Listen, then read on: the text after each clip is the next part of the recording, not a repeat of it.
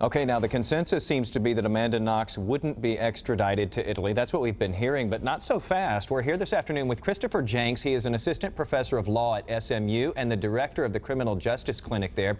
And Professor Jenks, you say that this is, she's not guaranteed to stay here in the United States, and she says she would only go back kicking and screaming. How likely is it that that could happen? Well, it's certainly a possibility. It's just one that wouldn't happen, I believe, for 2 to 4 years. She's got 1 to 2 levels of appeal within the Italian criminal justice system, but if and when the Italian court makes final her murder conviction and the Italian government submits an extradition request, on the face of our extradition treaty with Italy, I think it is highly likely that the U.S. would surrender or turn over and extradite Ms. Knox to Italy, but that's something for 4 to 5 years down the road. Okay, because she still has all of this time to fight the battle, the legal battle there in Italy, or her lawyers anyway. Now, you say that this is actually very common that the U.S. extradites its citizens. How often is that? I mean, I'd say the last statistics we have from the Department of Justice that are publicly available are from 1990 to 2000, and that shows that on average there are 1,000 extradition cases a year that are open. Now, that's extradition both ways. That's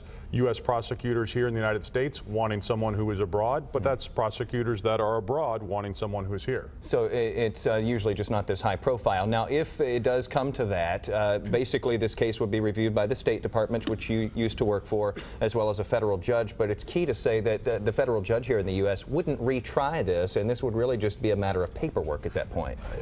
Not much more than that. The inquiry, the hearing, the extradition hearing is what it's called, and it's essentially a review of, it would be a review of, does Italy's request comport with the, frankly, the low threshold that's required from an extradition treaty. So we would not be retrying guilt or innocence in that extradition here in the U.S. So very likely then that Amanda Knox would be extradited back to Italy if indeed the courts there do uphold this conviction and ask for her. Yes, I think so.